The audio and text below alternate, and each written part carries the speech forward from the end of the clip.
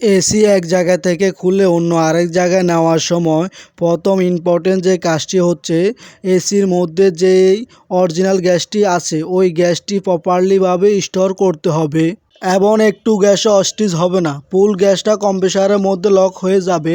Full video দেখবেন, খুব সহজে বুঝবেন কিভাবে গ্যাস লক করে। এবং যারা নতুন আছেন, কাজ শিখতেছেন, ফুল ভিডিওটা অবশ্যই দেখবেন। তো প্রথমে আমরা যে ডিসচার্জটা আছে আমরা ডিসচার্জটা বন্ধ করব দ্রুতভাবে, কারণ ডিসচার্জটা হচ্ছে গ্যাসটা ধাক্কা দিয়ে বের করে, আর যে সাকশনটা আছে সাকশনটা টানে। তো প্রথমে আমরা ডিসচার্জটা বন্ধ করব, নাহলে গ্যাসটা বের হয়ে যাবে। তো আমরা ডিসচার্জটা দ্রুতভাবে বন্ধ করব।